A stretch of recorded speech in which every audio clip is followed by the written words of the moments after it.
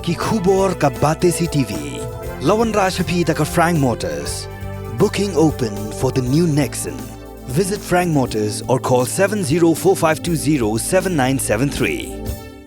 Ban sngoto ya Jingeh bakia kendo. Katanat jengok kai perthai haga life way tarik risau arjar arpulai. Kalau lumlang ya ginong penyait homestay, ginong penyait hotel, bat ya ki guide nagi district beper. Ban ya teria tai bat ban ya Ïasyllok halor Jingeh bakiman. Menteri katanat jengok kai perthai uba pol lengdo haga Jingeh keren bat kilat patai kubor. Ulaya tu bagi don shispa arpun rengut ki balai shimenta haga ni Jingeh lang. Kabalalong hanong ba Ïasyllok haga balai shimenta lang dau Commissioner and Secretary jong katanat jengok kai perthai u Dr. Vijay Kumar bat ki head officer. It is with immense pleasure that we launch the Meghalaya Support for Tourism Event Program, Music and Culture.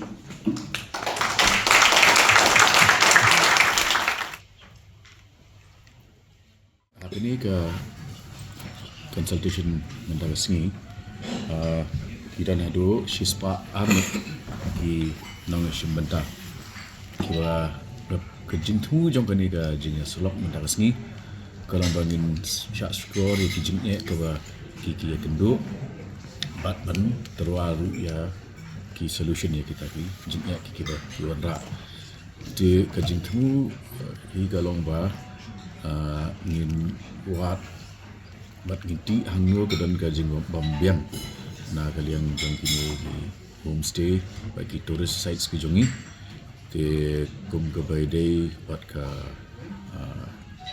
ki amenities kum ki washroom facilities nanta ke ombang umdi nanta kajing littering kajing penjebo bat ki bakum kita di ke Ïasyllok kelong ke ba sei so ba kelapen I lah jong Jingeh but da kajing don ringkat jong Commissioner and Secretary jong ke Department Dr. Vijay Director jong ke Tourism Pak Cyril ki officials jong ke Meghalaya Age Limited nanta pat ki stakeholders barok kani ke Ïasyllok kelong ke ba sesok bat ki don ki ideas ki ba ni nindang implement kum ka way kelong ban don no ya kini ki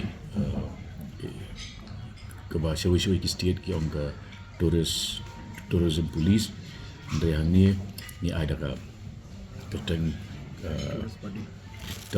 tourist body ki ban long kum ki ban baik ya kajing sok kajing singan safety joki nong wan jengok bertai nanta ni nak sarkar ni la bu jemut ru ba ngin sna ya ka an ke ba thamai ke ban ya da ya ka ecosystem ke jongi ke bamut ba ngin kindan ki jaga ki bangin map ba ngin declare ya ki eco sensitive zones.